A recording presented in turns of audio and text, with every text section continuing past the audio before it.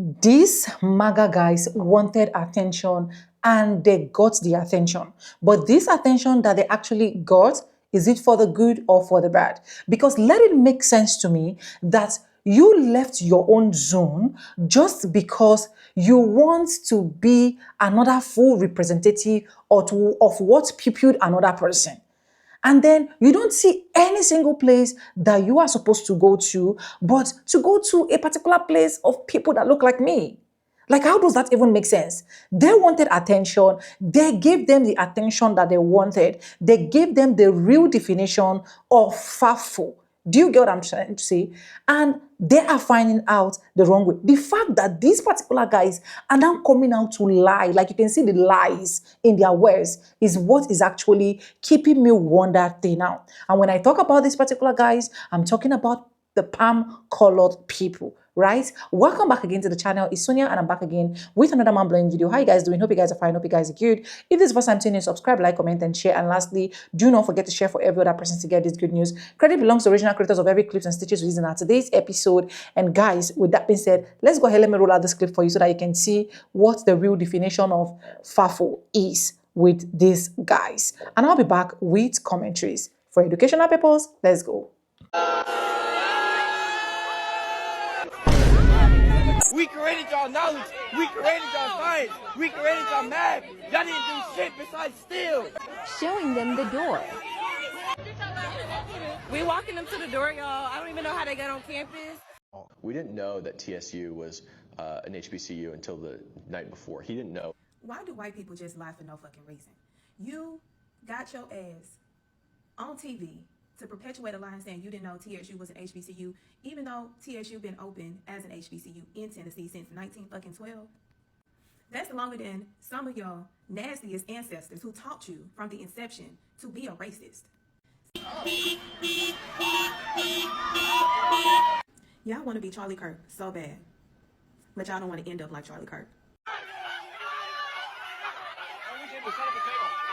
Y'all had to stand up because the fucking audacity that y'all thought y'all was gonna bring y'all privileged ass onto an HBCU campus and we weren't gonna stand on motherfucking business.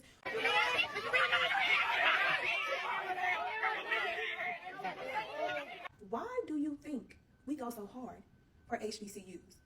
Because our fucking ancestors built it, brick by brick, brain cell by brain cell, hand by hand, collaboration by collaboration, partnership by partnership, without the help of the privilege. Because y'all thought that it was a bright idea to try to keep us out when we built our own fucking legacy through HBCUs. As a proud two-time HBCU graduate, one from Southern University and my law degree from Thurgood Marshall School of Law, I stand on all 10 motherfucking toes behind what the students at TSU did.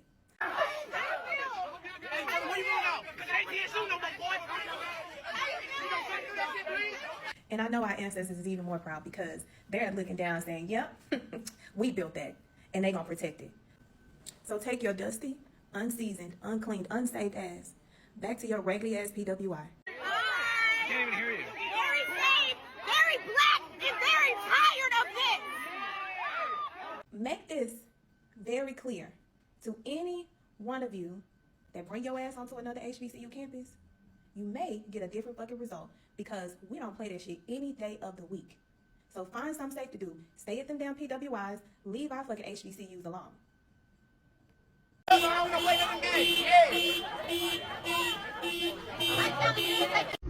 Real quick in this video, I want to talk about the students at Tennessee, I believe it was Tennessee University, which is a HBCU. Good job. Fantastic job. If you don't know what happened, basically these two Charlie Kirk, I want to say impersonators, Charlie Kirk wannabes, came up there wanting to do a debate. Basically, it came up there unannounced, uninvited to an HBCU, set their tables down, and had very, very derogatory signs put up saying like DEI should be abolished. Some other crap they have written on there, I forgot what it was, but you can look it up and just look it up like Yahoo News, whatever. But basically, they came there and the students chased them out. Those young, bright, black men and women. Those young men and women chased them off the premises and basically said, like, we're not debating you. It's not a debate. What you guys do is basically come down here and harass people. And that's what Charlie Kirk did. All he did was I don't know how to say debate. All he did was bait and switch and goad people into arguments who were younger than him, and anybody who had like a legit argument that he couldn't disprove, he didn't want to argue with them anymore. He would get mad. He would shift the topic around. That's all Charlie Kirk would do. He was a professional harasser. That's basically all he did, was just harass people, whoever he was debating with. Because the thing about the whole white supremacy debate thing, there's never an end goal. There's never any sort of way where people can come together and get like an actual meaning. It's really just shift blaming, and it's bait and switch. It's moving the goalposts. It's getting mad when you can't really debunk what the other person is saying, to never come to any sort of real conclusion. And that's what these two idiots try to do when they step on the premises of an HBCU in Tennessee. And those kids did the right thing. They informed the security that they were there. They felt they were threatened. And as you can see, from this whole past 2 weeks, all these shootings we've been having are nothing but right-wing people who've been doing it. So yeah, they felt like they were in danger of their lives of just having them there. And make no mistake, this was like a reconnaissance mission for those two. They're probably just scoping the area to see how lax the security was, so they could try it again. We don't know for what reason. Maybe to have a harassment debate, or for something worse. We don't know, because the HBCUs have been getting threatened with bomb attacks ever since Charlie Kirk got shot. So just want to shout out to Tennessee University. You guys did a fantastic job of getting those people off the premises, and yeah, it's awesome. I'm glad they did that. Those kids were smart. Those young men and women were smart enough to be like, we're not gonna get violent. We're not gonna get. They were loud. They were yelling at them, and rightfully so. They were yelling at them, but they didn't ever got violent. They were kind of trolling them. They were like looking into the camera, smiling. They were basically yelling at them to get off the premises until security had to intervene and get these two idiots off the Fearless. I think it's called Fearless Debaters podcast or whatever they're called. But yeah, go look it up. It's Tennessee University. They chased off two Charlie Kirk wannabes, and I couldn't be prouder. He didn't know that TSU was an HBCU until the night before. He didn't know until they told him on campus. There is nothing worse than a liar, because if you're a liar, you'll steal, you'll do everything. These guys knew that they were coming to Tennessee State University, which is a historically black college and university. They knew exactly what they were doing. Their goal was to agitate and antagonize those students. But what they did not think was going to happen is that they would be escorted off the campus, because they tried to run roughshod. So now, once the media has gotten a hold of this story, because this is a big story here in Nashville, and it has also made national rounds, especially protecting HBCUs. Now the next message is, well, we didn't know. We didn't know we were there. That is what is wrong with these people. I had all kinds of comments from my previous video, and people were talking about, oh, well, you should be able to debate people, just because you have differences, you should be able to debate. No, these people are liars, okay? They got caught up in their shit, and now it's a problem. They get on the local news and say, we didn't know, and that is some bullshit. They had the wrong intentions, they got caught up in their shit, and now you didn't know. But we don't forget. Have you guys seen a video going around where Maga tried to invade one of the HBCUs? Let's talk about it. I'm showing you a video where Maga tried to invade Tennessee State University. Take a look at this clip. Mega supporters invaded our What HBCU. is going on over here?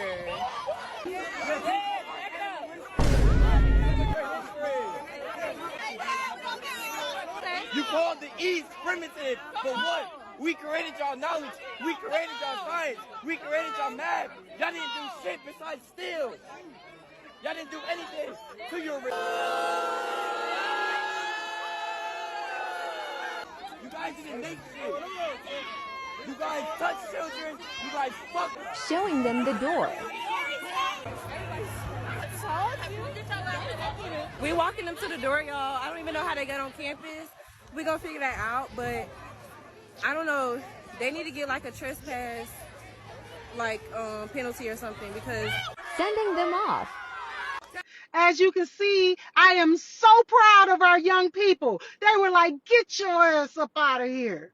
That's right. No one's taking that. You trying to put your rhetoric over on our young people. That ain't happening. You better go back to them white campuses. You better go back to them white schools. You're not bringing that mess over here.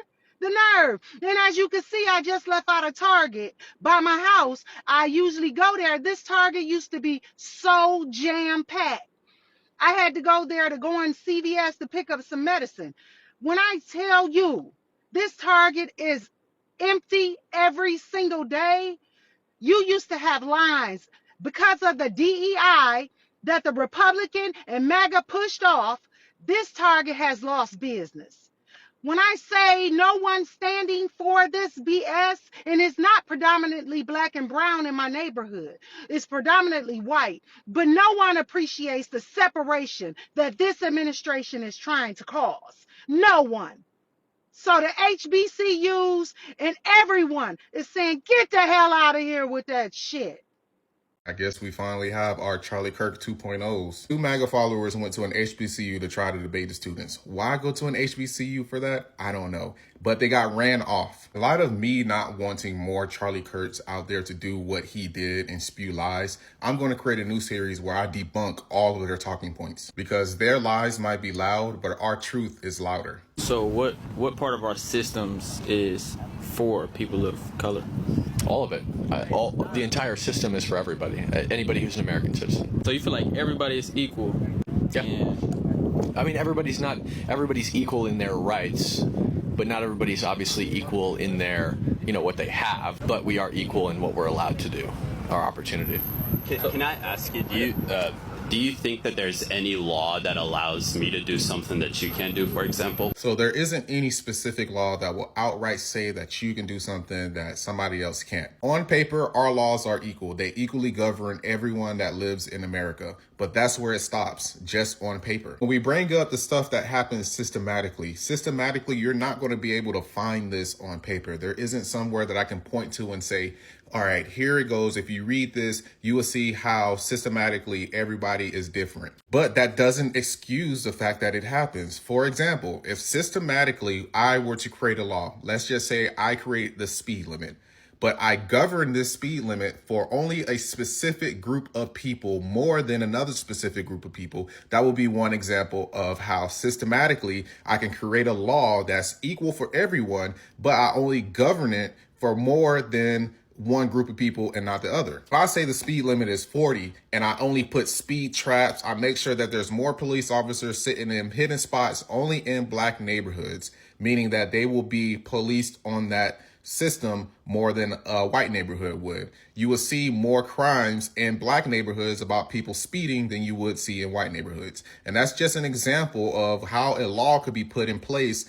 Lawfully, it's equal for everybody, but systematically, it's different for everybody. And that example is what happens in real life. Black people are twice as likely to be searched or arrested during a traffic stop, and black people experience 6 times more police misconduct than white people. That was from a website called prisonpolicy.org if you want to go look at it. I don't think there's any laws that say that you can do something that I can't.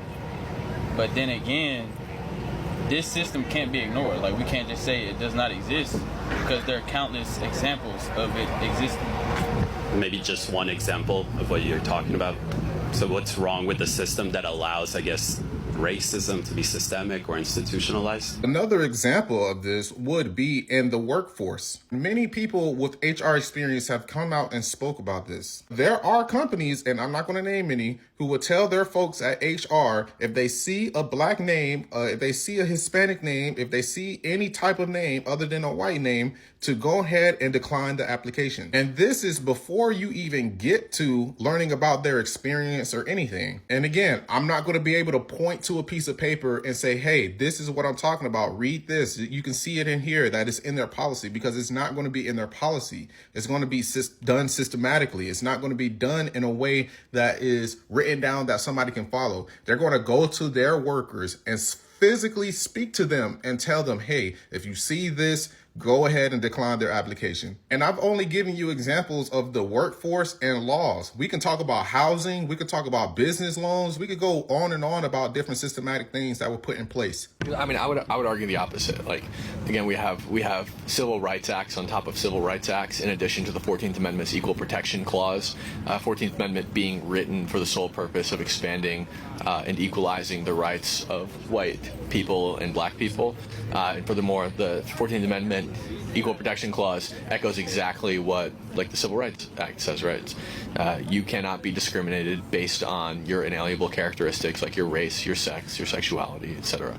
Even though we have these laws, that doesn't stop it from happening. We still know that. You're right, racism does happen still, even though there are laws that ban it. And I think that those laws are oftentimes used to enforce a culture of anti-racism in the United States. We actually cancel people for being racist all the time. But we have in the system, as far as the system goes, you can't stop people from being racist on an individual level, unfortunately. It happens in every country, on every continent, all around the world, and it has since the beginning of time. But what you can do is make it illegal to institutionalize it by saying, you can't allow you have to allow everybody to eat at your restaurant. You can't not admit people based on their color. You can't prioritize people based on their color, etc. And I would say that I would say getting rid of DEI works towards that objective. You said that you're for getting rid of DEI, but the stuff that you said before you made that statement perfectly explained what DEI is, but on a workforce level. DEI says that you can't reject an application just because of somebody's skin color. You have to look at their experience and judge them fairly. Just like how a restaurant can't reject somebody based off their skin color as long as they are paying Patriot, they meet the qualifications to sit at their restaurant and eat at their restaurant. See, that's the thing with those ideas. Those ideas, they completely neglect anything else other than skin color. You're already forgetting that DEI still stated that the person had to meet the qualifications for the opportunity that they were applying for. So just based off your last two sentences, you just completely contradicted yourself. And those are the same talking points that have been completely debunked multiple times. These people aren't doing the research. They have this idea of what DEI is, and they just stick with it. Even though multiple studies, multiple experts, multiple people have come out and said that is not what DEI is, they are still going to stick with what they think DEI is because it fits their narrative. But it doesn't. As you see in this compilation or whatever that is, this debate, this guy says something and completely contradicts what he says in the next sentence. It's unfathomable. Y'all had say make America great again. How do y'all feel that America is not great, and how do y'all feel that America can be great again? And when was it great? Yeah, I would say that the most recent example of America being great was the first term of Donald Trump. And then we had 4 years of Joe Biden in chaos, and then Trump is president again. So this was his campaign hat for his, lead up to his second term. And then the infamous question that they can never answer. He campaigned on Make America Great Again on his first term. So you cannot say, oh, his first term is when America was great. It doesn't make sense. If he's campaigning on Make America Great Again before he's even in office, so that implies that America was great before he even campaigned. So everything that you said after that is not even answering the question in the first foremost. So again, are we going to take a step back?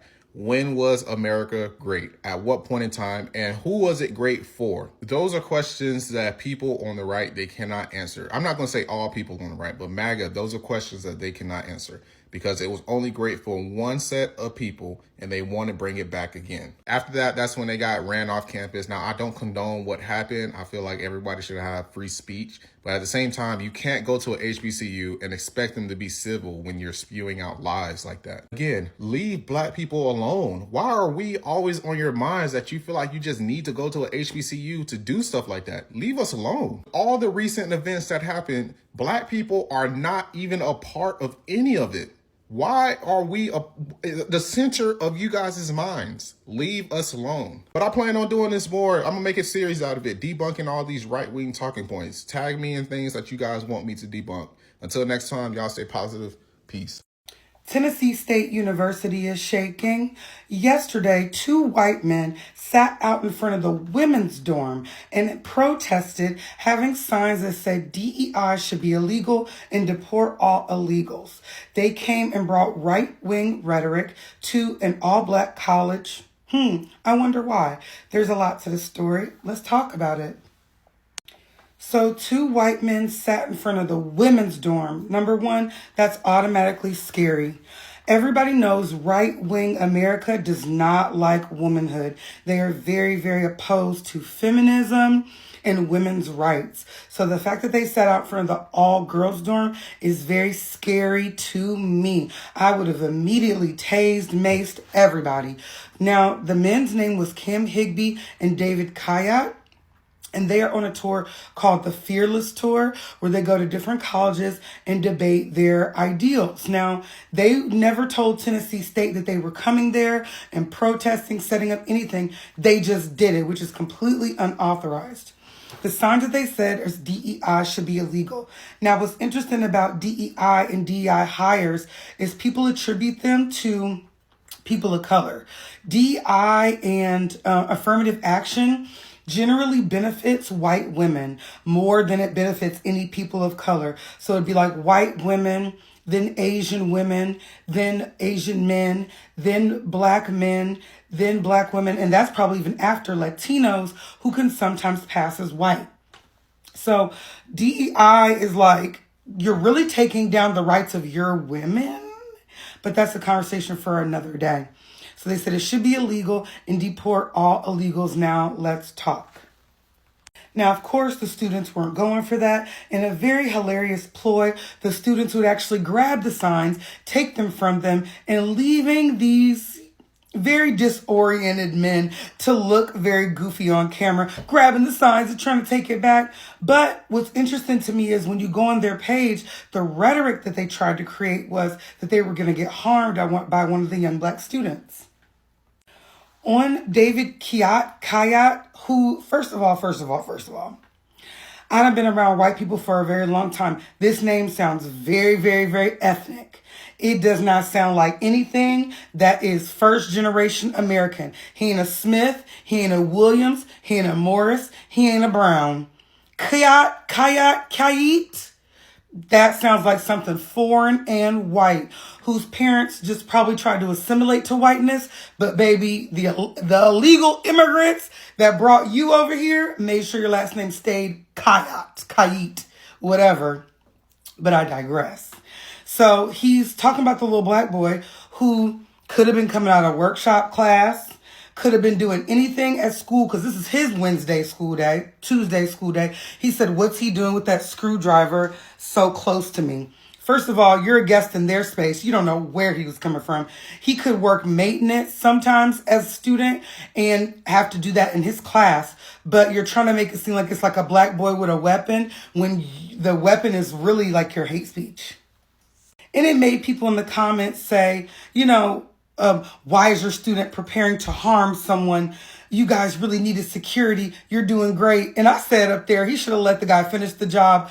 I was like, he should have finished the job, just like that right-wing man down to Utah who handled what he had to do. They hired a private security, and they made sure that the security was a black man, because they would never put their people in the line of fire to be in harm's way between other blacks. Oh no, we're only going to sacrifice your people for the sake of us. So he said, this was our security guard today. This is how Tennessee State treated him. Yeah, because you tried to do a thing and they knew what you tried to do. And it looks like all the students are doing is catching him on camera.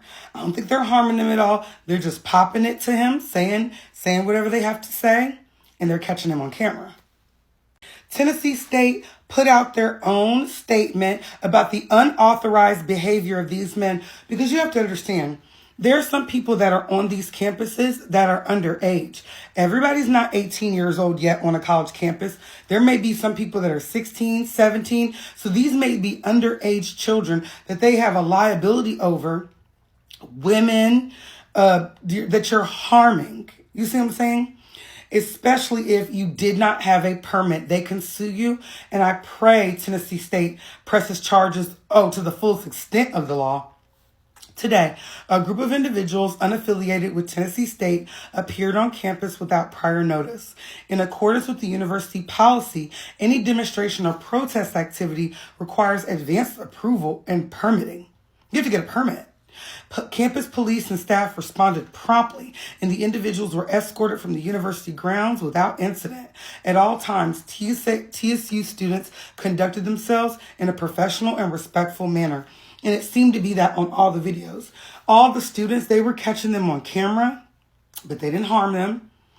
And the safety and well-being of our students, faculty and staff. Mind you, faculty and staff at a lot of HBCUs are elderly people. So this could be the harm of women, children, and the elderly.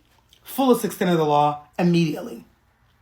The safety and the well-being of our students, faculty, and staff remains our highest priority.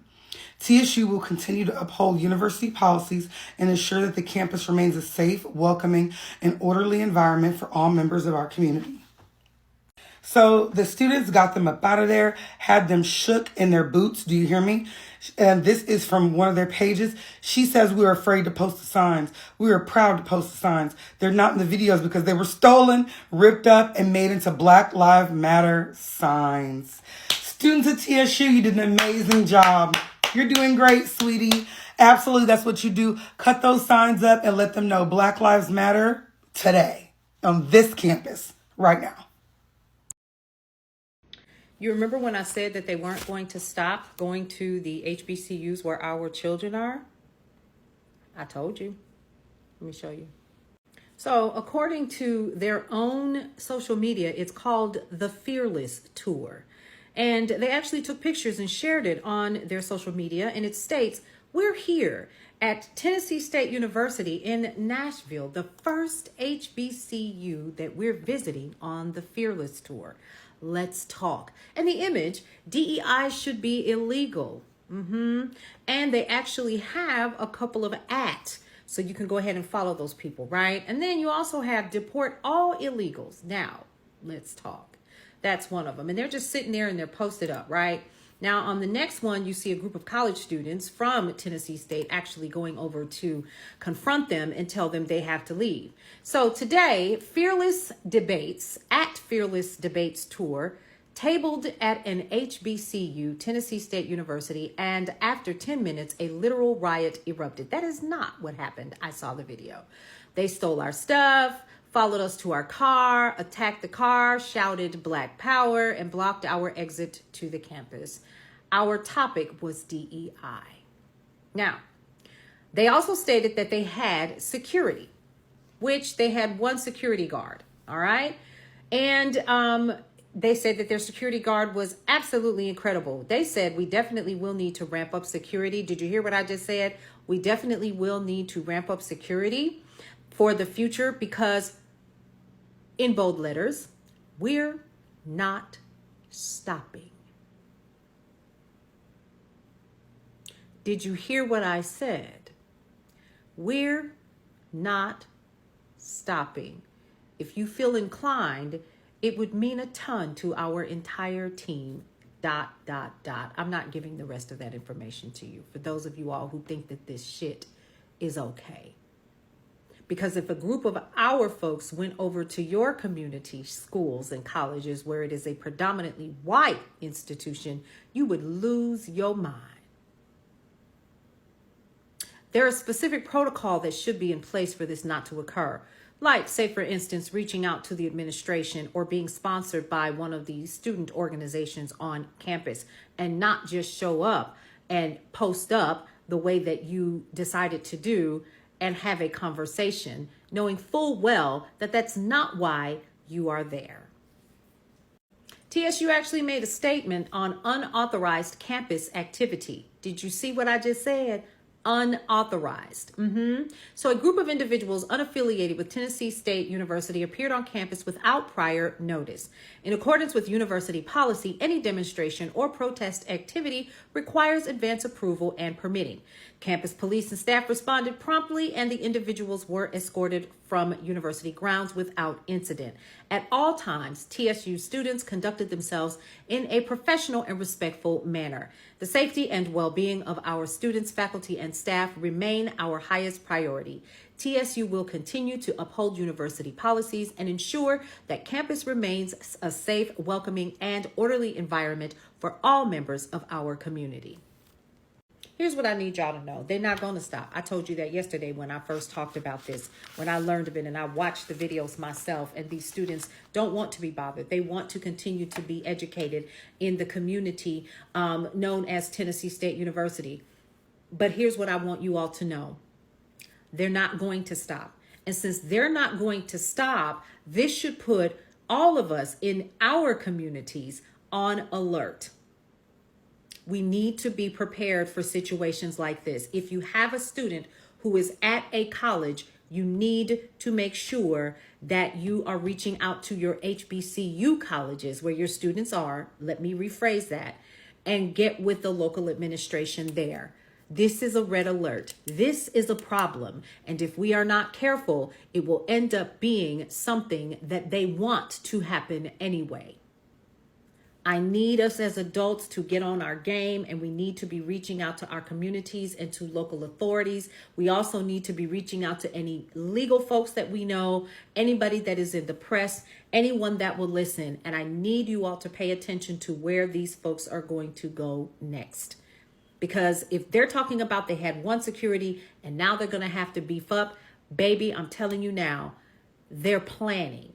This is strategy. This is a setup. And I need us to be ready. For more news and information that you can always use, head over to brownstoneworldwide.com, Cityscape Radio, and you guessed it, Brownstone Living Magazine. I think the behavior of these Black kids in this video is absolutely despicable. And I'm sorry, but I don't know why more people are not talking about this and putting this out there. Because if it was the other way around, we all know this. If this was the other way around, where a group of white people was yelling and screaming at 2 or 3 Black people because those Black people came with a table and were trying to engage the white people in discussion, it would be all over the news. It would be all over social media. You wouldn't be able to turn any channel, go to any newspaper, any news outlet without hearing about this story. Why is it different? Why do we have a difference? Why do we put a difference when it's Black people doing it to white people? Because I think this is a display of racism. And I think that racism is despicable no matter who is the racist, whether it is a Black racist or a white racist or any other color creed you may be. I think racism is equally despicable no matter who is the one being racist. And not only do we have these white people being run off of the campus of an HBCU simply because they are Trump supporters wearing red Make America Great Again hats. They're being run off. Black students are recording it on their phones saying, yeah, we got these MAGA supporters out of here. MAGA supporters showed up on the campus of our HBCU. We ran them off. This reminds me of some video footage I saw, I think in the 50s or the 60s, where Black kids were being bused into white districts, and you saw this angry mob of white people screaming and yelling at the Black kids as they were entering the school. Except now the tables have turned. Now the Black people in this video are the angry mob. Now the Black people in this video are the segregationists. The Black people are the ones in this video who do not even want to attempt to understand the other side. As soon as they saw somebody on the campus of their HBCU wearing red Make America Great Again hats, they made a snap judgment about those people. They did not want to hear those people. They did not want to try to understand those people because they automatically assumed that these people were racist. Anyways, welcome back, guys. That is all I got for this particular video. For the last person, what she was actually saying, I don't understand where she's coming from, and I don't even want to understand where she's coming from, saying that this is actually tagged as reverse racism. Like, that is her own point of view, and of which I do not literally accept or agree with what she said. And reason why I don't accept what she said is we are all aware of what is actually happening recently, and we all know actually what pupiled Charlie, and it has not even been up to a month yet, or fully more than a month yet. Someone is now coming out to do the exact thing that Charlie actually did. I'm not saying that they cannot go ahead and do it. I'm not saying that they cannot go ahead and pull out tables, ask questions, and so on and so forth. But why not do it within your community? Do you get? Why not do it? Seeing you people even wearing that particular hat and then carrying your table, setting your table, your mic, is already suspicious to me, as far as I'm concerned. So if I'm one of those Black students out there, I will definitely react the way this is actually happening, because at the end of the day, if anybody is being pupilled among these Black students, nobody will literally come and take the case high, right? We only knew about Charlie Crick's own because at the end of the day, he was an influencer and he was someone that they really actually used as far as I'm concerned. So I do not accept that these people should just take their chairs, their tables, and then set it out for them to want to like have a debate. Like how? How? Why can't you do it in a place whereby you know that you have more of your people? And these people did not only set out these chairs because they want to have a debate, they set out this chair with the Make American Heart Great Again. That is another form of suspiciousness, if there is any word like that, for me to look into as someone that is schooling there. These students have to first of all protect themselves. These students have to first of all guide themselves, and they did not do anything wrong as far as I'm concerned. I'm not a supporter of racism. I keep saying it here on daily basis. Racism can come from the both end, from the black or from the white. But in this particular end, I don't tag this as racism because you will not see someone that look like me that have sense that will take chairs and tables and go and set it in a predominantly white folks environment that he wants to start taking questions and answer, knowing fully well of what happened to Charlie. So if what happened to Charlie did not really happen, and these people are coming, if what happened to Charlie did not happen, and these students actually acted the way they did, yes, I would have been like, this is racist. They're not making sense. This thing they just did is not making sense. But we all saw what happened. So you want us to now close our eyes, fold our arms, and then sit down to now see this thing now happened, and at the end of the day, we, the black folks, are going to be more affected. Now, make me understand how many black folks crime scenes that have actually happened that they have literally been taken serious. Like how many? Do you get? So I didn't see any bad thing with what they did. I saw a lot of black folks videos saying that, oh, this thing they did is not making sense. This is like racism in the highest peak. If it was white people, they would have been shouting and putting it on all headlines and the rest of that. My dear, that is for you. First of all, I need to protect myself. If I see somebody wearing that kind of hat, sitting down, setting table with the same thing that we're not even done with the trauma yet. We're not done with that particular trauma. The trauma is still there. Some people can still not even single-handedly it. Someone lost their father. A woman lost her husband. And a lot that we've seen recently, and most of the ones that we've seen recently, it is directly these palm color people that are doing the pew-pew. Do you get? So it is quite suspicious. It is quite scary as far as I'm concerned. It's not even supposed to happen now. That is why sometimes I wonder how these people actually think, like the palm color people. I wonder how they reason things. Do you know? Because at least even if you guys want to do this kind of thing, let everywhere be calm first. Not now. Must you do it now that they just finished funeral and so on and so forth? You're not coming to set, and then they ask you to go. You have to go on the live TV, and then you said you did not know that that is a like predominantly black university. Like that's a hell of lie, because you should know. You should, before you go to a place and say you want to set your table, you should do your research.